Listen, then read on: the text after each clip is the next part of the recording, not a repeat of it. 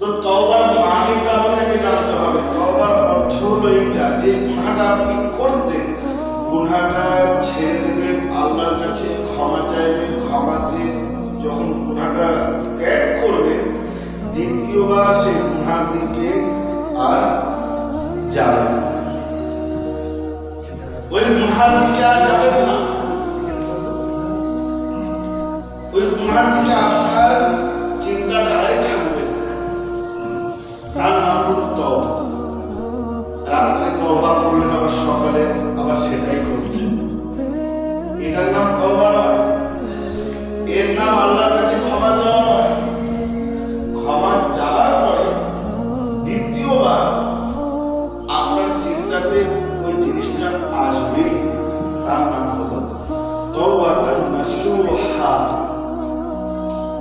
উত্তম তওবা, সুন্দর তওবা, যে তওবা গ্রহণ হয়, এই তওবা। তো বন্ধুগণ, আমরা গুনাহগার বান্দা, আমাদের পিছনে দেখলে গুনাহ ছাড়া কিছুই করতে হবে না। যখন আমরা সাবালক হই, তখন তিনি যদি দেখেন গুনাহ ছাড়া কিছুই আমরা খুঁজে পাবো না। আল্লাহ তাবারক ওয়া তাআলার নবী জনাবে মুহাম্মদ রাসূলুল্লাহ সাল্লাল্লাহু আলাইহি ওয়াসাল্লাম বলেছিলেন, যখন তোমরা ঘুমানোর সময় হবে, যখন তোমরা বিছানায় যাবে, শয্যাস্থানে যখন তুমি যাবে, তখন তোমরা করবে কি? তোমরা কি কি গুনাহ করেছো সেগুলো বলো। আপনি ফজরে উঠেছেন, উঠে কি করেছেন? কোরআন পড়েননি, কোনো গুনাহ নেই কিন্তু, ঠিক আছে? কোরআন পড়লে নেকি, না পড়লে কোনো গুনাহ নেই। আপনি গেলেন কোথায়? সোজা চায়ের দোকানে, কি করেছেন? আর দুটো বন্ধু আপনার ছিল, বসে আপনি কি করলেন? পরনিন্দা করলেন, গুনাহ। আর কি করেছেন? দৃষ্টি খারাপ করেছেন, নজর খারাপ করেছেন। রাস্তায় বসার অর্ডার ইসলামে নেই। রাস্তার ধারে বসে থাকবে, চায়ের দোকান হোক আর যেই হোক না কেন, বসার অর্ডার ইসলামে নেই। আপনি বসছেন, অপরাধ করছেন। বুঝতে পারছেন কি বলছেন? ভাই বলেছেন নাকি? রাস্তার ধারে বসতে দেবেন? আল্লাহ সুবহানাহু ওয়া তাআলার নবী জনাব মুহাম্মদ রাসূলুল্লাহ সাল্লাল্লাহু আলাইহি ওয়াসাল্লাম যখন সাহাবাদেরকে বললেন, আমার সাহাবারা, তোমরা রাস্তার ধারে বসে আড্ডা মারবে না, রাস্তার ধারে বসবে না, তখন সাহাবায়ে কেরাম রাদিয়াল্লাহু তাআলা আজমাইন বললেন, ইয়া রাসূলুল্লাহ, ওই রাস্তার ধারে যখন আমরা বসি, যার কয়েকজন আসে, আমাদের সাথে সাক্ষাৎ হয়, মেলমিলাপ হয়, কে কিরকম আছে আমরা জিজ্ঞাসাবাদ করি। তখন নবী সাল্লাল্লাহু আলাইহি ওয়াসাল্লাম বললেন, ঠিক আছে, তোমাদের যখন কোনো রাস্তা নেই, ওখানেই তোমাদের সাক্ষাৎ হয়, তাহলে রাস্তার হক তোমরা আদায় করো, তাহলে বুঝতে পারো। রাস্তার হক যদি তুমি আদায় করতে পারো, তাহলে রাস্তার ধারে তুমি বসতে পারো। কথা সকলে বুঝতে পারছেন? রাস্তার ধারে আপনি বসবেন, যে রাস্তা দিয়ে লোকের চলাফেরা হয়, মহিলাও চলে, পুরুষও চলে, গাড়ি ঘোড়া চলে, নানা ধরনের লোক সেখানে যাতায়াত করে, সেই জায়গায় বসা থেকে আল্লাহ বারণ করলেন, যদি বসতে চাও তাহলে সেই রাস্তার হক তোমাকে আদায় করতে হবে। আল্লাহ নবী সাল্লাল্লাহু আলাইহি ওয়াসাল্লামকে জিজ্ঞাসা করলেন, ইয়া রাসূলুল্লাহ, রাস্তার হকটা কি? প্রথম নাম্বারে আল্লাহ নবী সাল্লাল্লাহু আলাইহি ওয়াসাল্লাম বললেন, তোমার দৃষ্টি যেন অবনত থাকে, তোমার দৃষ্টি যেন কি থাকে? নিচু করে যেন পারবেন। যদি পারেন তাহলে রাস্তার ধারে বসুন। আপনার দৃষ্টি নিচে থাকবে, আপনি সবাইকে দেখতে পারেন না, দেখছেন কে কি করছে, কে কিভাবে চলছে, কে কিরকম দেখতে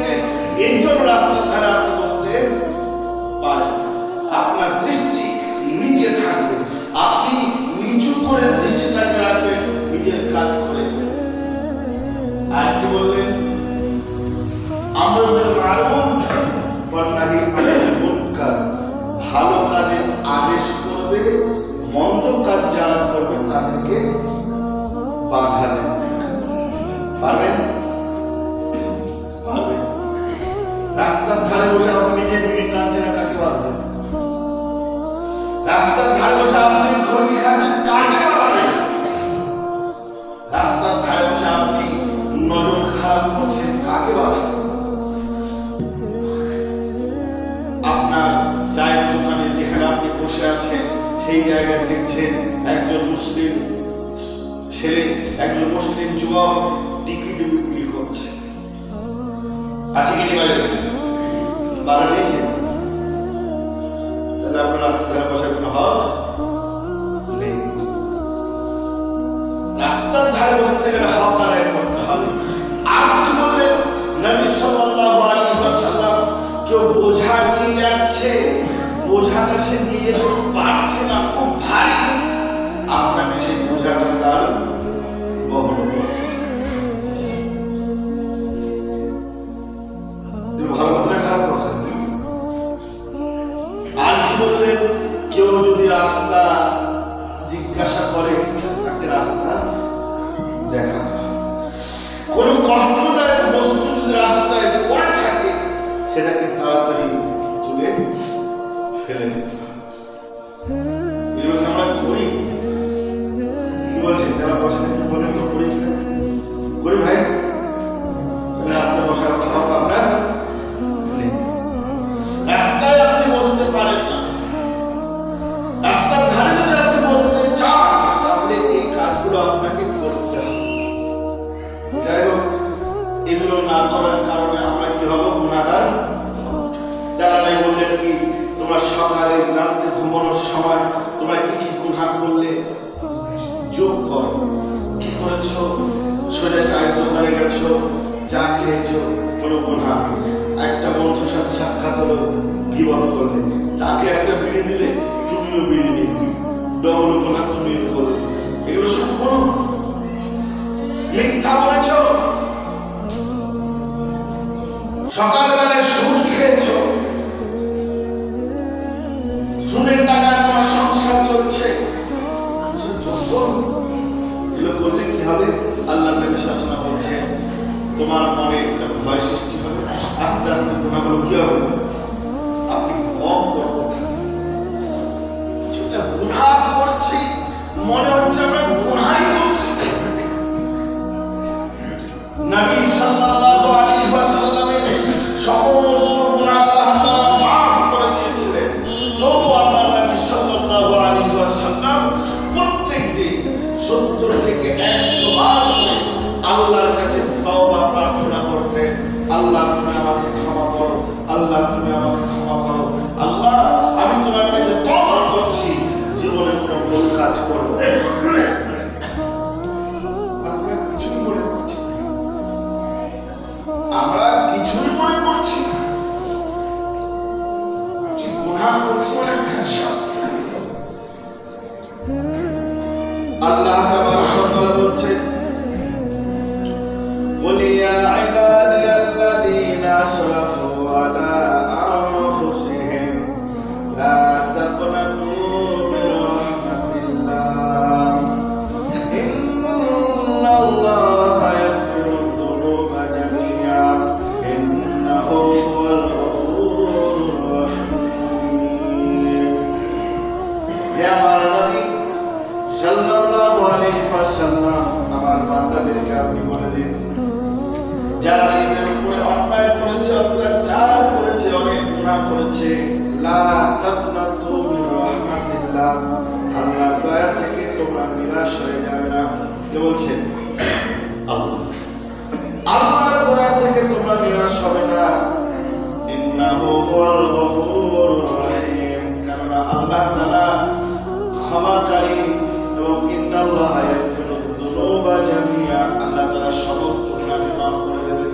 যত গুনাহ করেছে সমস্ত গুনাহকে আল্লাহ সুবহানাহু ওয়া তাআলা ক্ষমা করেন। কে বলছেন? আল্লাহ বলছেন লা তাকনাতু মির রাহমাতিল্লাহ, আল্লাহর দয়া থেকে তোমরা নিরাশ হয়ে যাবে না। আল্লাহ সুবহানাহু ওয়া তাআলার দয়া এই পৃথিবীতে 1% আছে, 1%, 1% কার কাছে আছে? কার কাছে?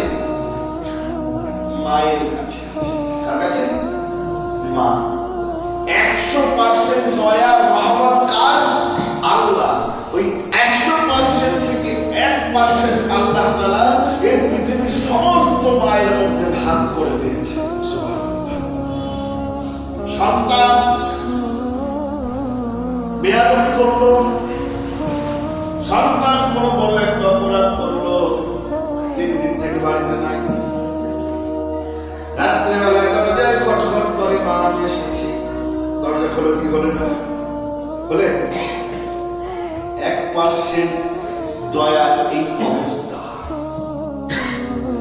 তাড়াতাড়ি দরজা খুলে দেন, গলায় জড়িয়ে ধরে, বাবা উঠাইছি, মুখটা শুকিয়ে গেছে, রাত্রে খাবার খাই। যেই মা আল্লাহ তাআলা 1% দয়া মাকে দিয়েছে, সেই মা সন্তানের সমস্ত গুনাহকে ভুলে গিয়ে তাকে ঘরে ঢোকার আদেশ করছে। আর যার কাছে 99% দয়া রহমত আছে, সেই বান্দারা যদি আল্লাহর কাছে মাথা নত করে তওবা করে, আল্লাহ ক্ষমা করবেন না? করবেন কি করবেন? তাই আল্লাহ তাআলা বলেন, লা তাকনাতু মির রাহমাতিল্লাহ, আমার দয়া থেকে তোমরা নিরাশ হবে না। যতই তোমরা গুনাহ করো না কেন, সমস্ত গুনাহ ক্ষমা করে দেব। তোমরা কোন রকমে আমার দয়া থেকে নিরাশ হয়ে যাবে না, কোন সময় ভাববে না যে আমি তোমাদেরকে ক্ষমা করব না। এটা বুখারীর একটি হাদিস। আল্লাহ তাবারক ওয়া তাআলা নবী জনাবে মুহাম্মদ রাসূলুল্লাহ সাল্লাল্লাহু আলাইহি ওয়াসাল্লাম বলেছিলেন, কিছু কাফের যারা ইসলাম গ্রহণ করবে অবস্থায় তারা ভাবতো যে আমরা যে ব্যভিচার করেছি, সুদ খেয়েছি, মূর্তি পুজো করেছি, আর বিভিন্ন গুনাহ করেছি, ইসলাম কবুল করার পরে কি আমাদের গুনাহ ক্ষমা হবে? এটা নবীকে প্রশ্ন করা হয়েছে।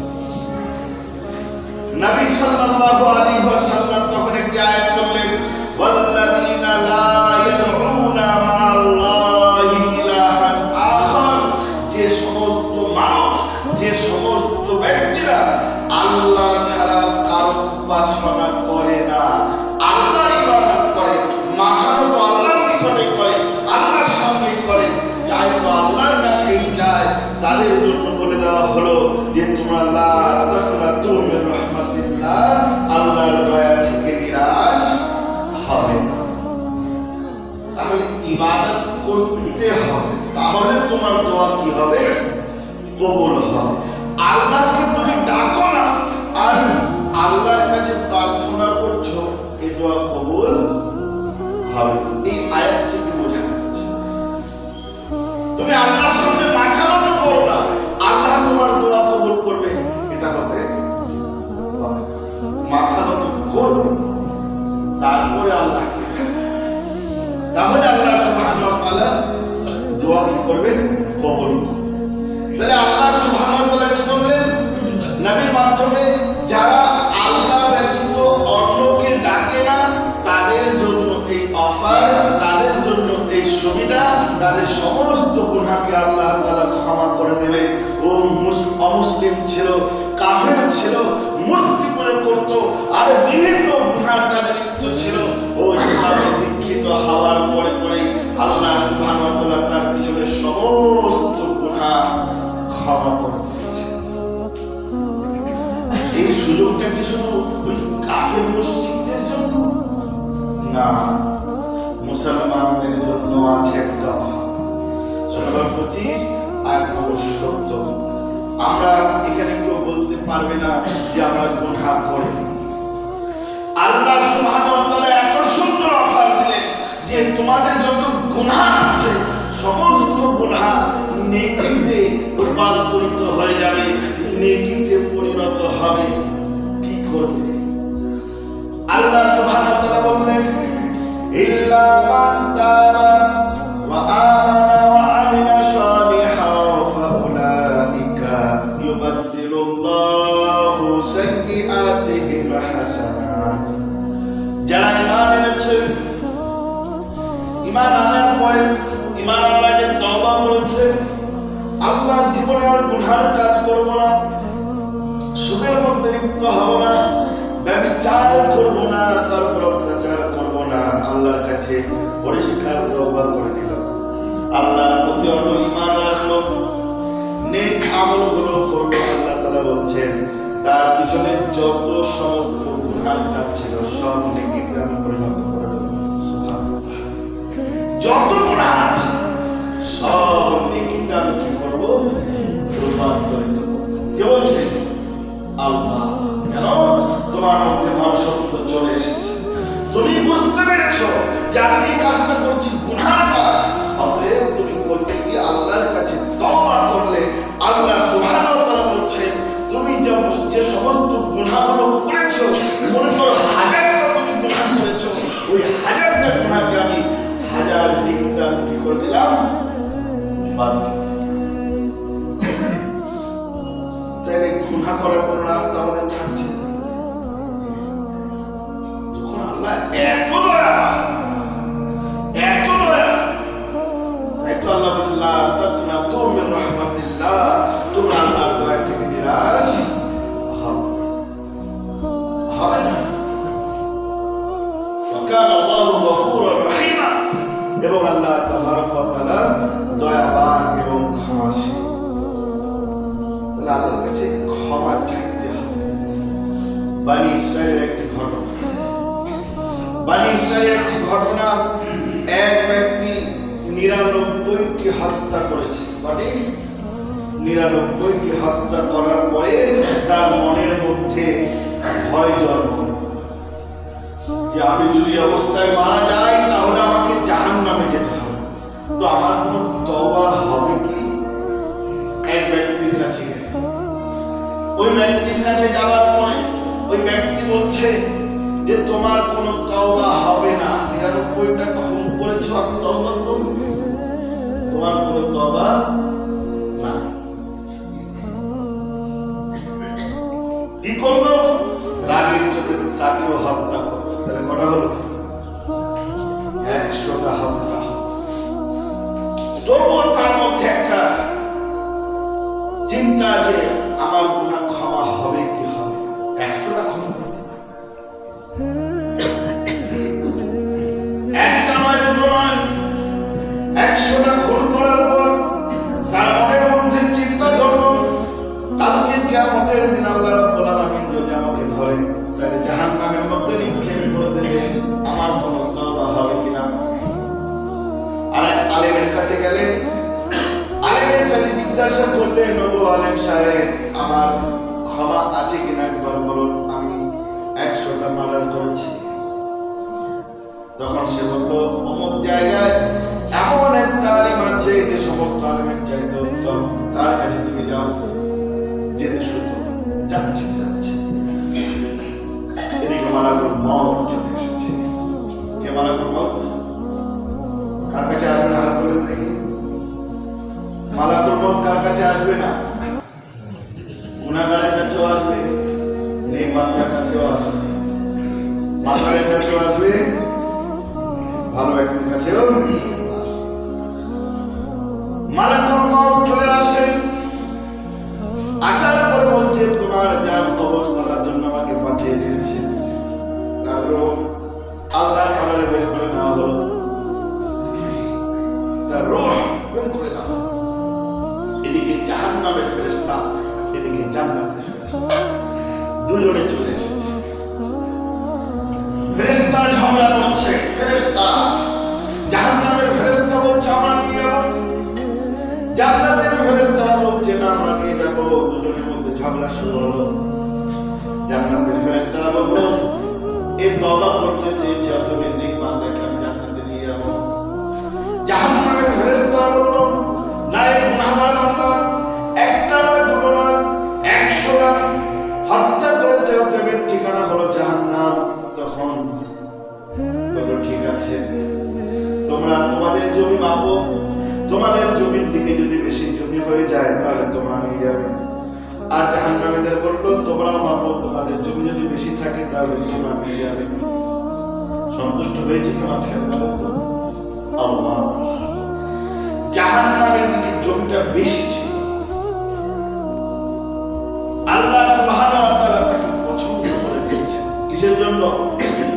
এই তওবা করতে চেয়েছে, এই তওবা করতে চেয়েছে, আল্লাহর ভয় তার মনের মধ্যে জন্ম নিয়েছে। সে আর থাকতে পারে না।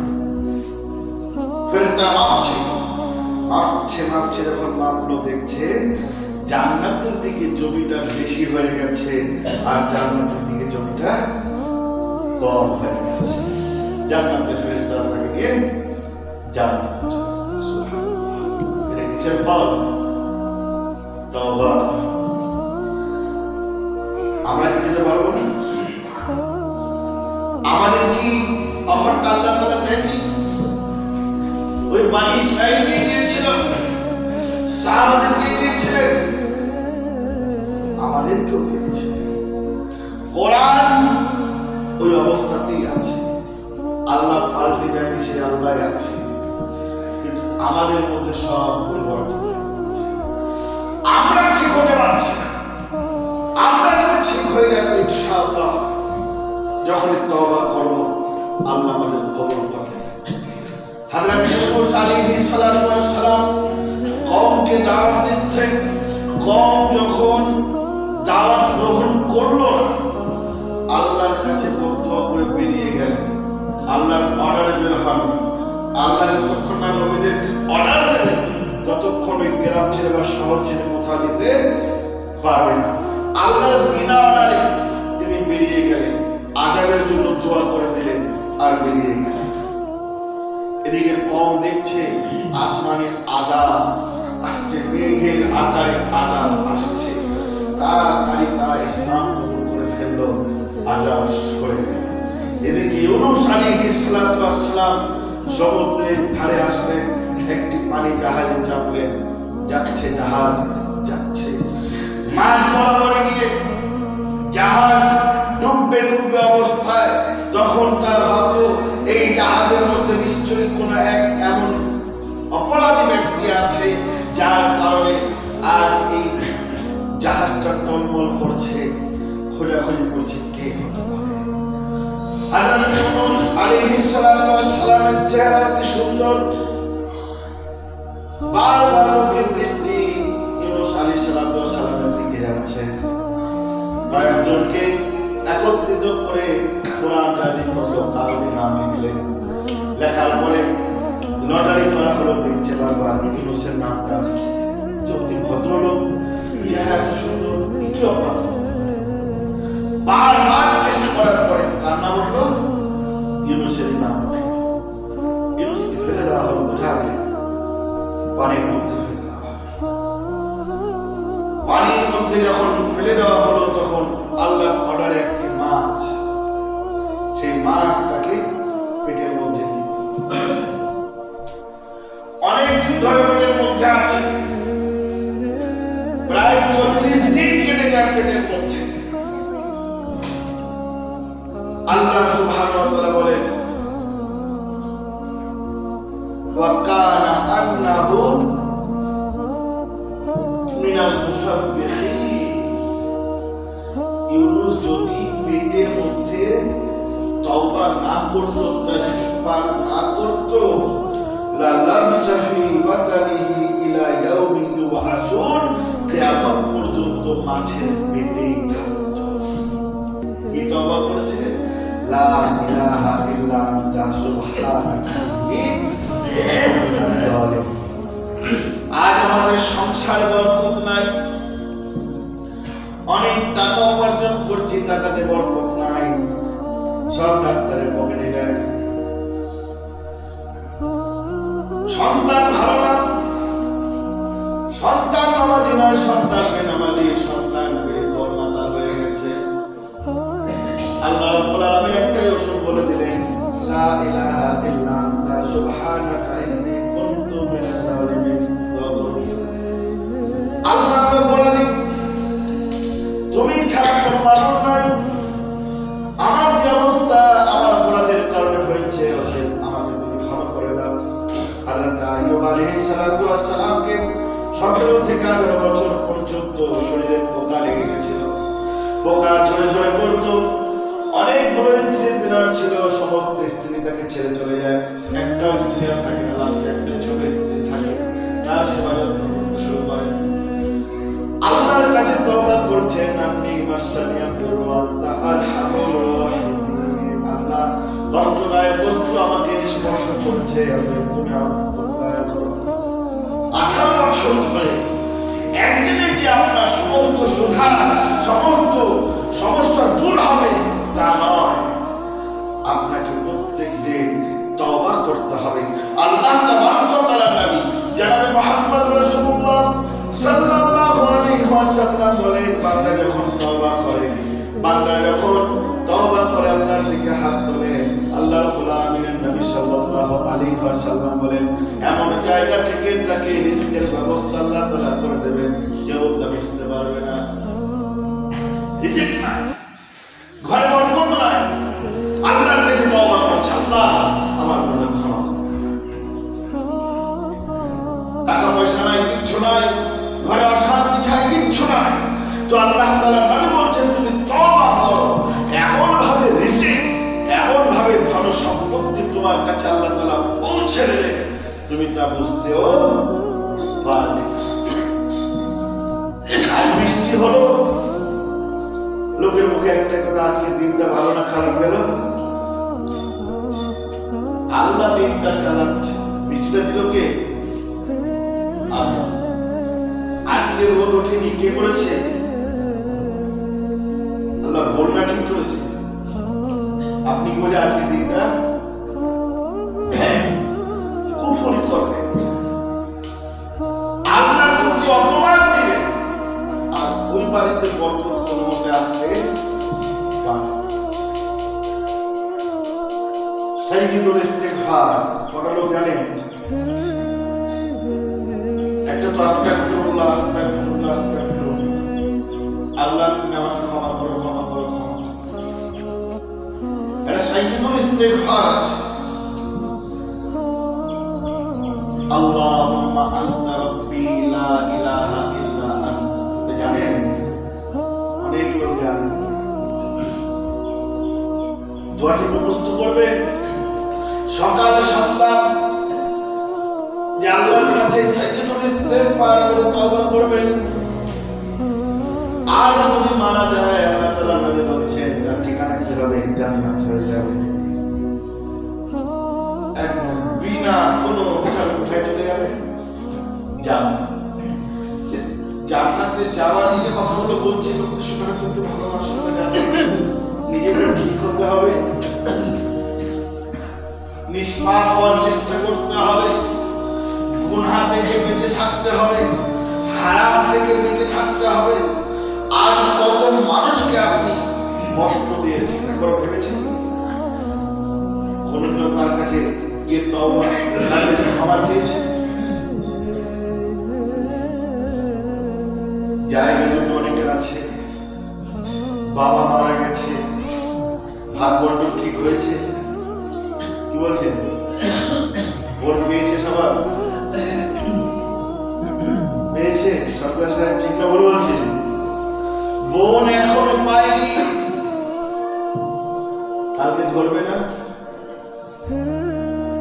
কত লোককে আপনি কষ্ট দিয়েছে, থাপ্পড় মেরেছে, গালি দিয়েছে, অন্যায় ভাবে তাকে বলেছে। আল্লাহ তাবারক ওয়া তাআলা নবী জনাবে মুহাম্মদ রাসূলুল্লাহ সাল্লাল্লাহু আলাইহি ওয়াসাল্লাম বললেন, ইন্নামাল মুমিনুনা ইখওয়া, সমস্ত মুসলমান এক অপরের ভাই। আল্লাহ নবী সাল্লাল্লাহু আলাইহি ওয়াসাল্লাম বললেন যে উনসুর আখাকা যালিমান আও মাজলুমান, তোমরা তোমার ভাইয়ের সাহায্য করো, যে নির্যাতিত এবং যে অত্যাচারী, দুজনকে তোমরা সাহায্য করো। নবী সাল্লাল্লাহু আলাইহি ওয়াসাল্লাম জিজ্ঞাসা করলেন, ইয়া রাসূলুল্লাহ, যে ব্যক্তি নির্যাতিত তার সাহায্য করব বুঝতে পারছি, কিন্তু যে ব্যক্তি অত্যাচারী তাকে সাহায্য করবে এটা আবার কেমন কথা? তাকে তো ধরে মারতে হবে। নবী সাল্লাল্লাহু আলাইহি ওয়াসাল্লাম বললেন, না, তাকে অত্যাচার করা থেকে বাধা দাও। আমরা অত্যাচার কত লোকের প্রতি করেছি, কত লোকের টাকা এখনো মেরে রেখেছে, আছে কি নেই? এই সমস্ত গুনাহ আমাদের মধ্যে আছে, সমস্ত গুনাহ আমাদের মধ্যে আছে। অতএব আমাদের জন্য প্রয়োজন যে তওবা করা, আর তওবাকারীকে আল্লাহ সুবহানাহু ওয়া তাআলা পছন্দ করেন। আর তওবাকারীদের জন্য লেখা রাখা আছে কি জান্নাত। আল্লাহ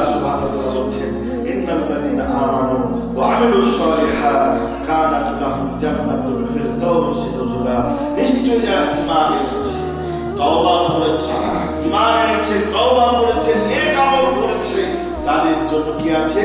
জান্নাতুল ফিরদাউস। যদি জান্নাতুল ফিরদাউসের আশা আকাঙ্ক্ষাকারী যদি হয়ে থাকে, যেগুলো আমি বললাম হারাম হালাল সব বাছাই করুন, তওবা করুন, গুনাহ থেকে বিরত থাকুন। অতএব আল্লাহর কাছে দোয়া করি, আল্লাহ আমাকে এবং যারা শুনছে সবাইকে গুনাহ থেকে বিরত থাকা, দূরে থাকা তৌফিক দাও। গুনাহ যদি হয়ে যায় আল্লাহ সাথে সাথে তওবা করার আমাদেরকে তৌফিক দাও। যতদিন জীবিত রাখবেন নিষ্ঠা করে জীবিত রাখবেন, এবং যখন আমাদের মৃত্যু হবে লা ইলাহা ইল্লাল্লাহ কালিমা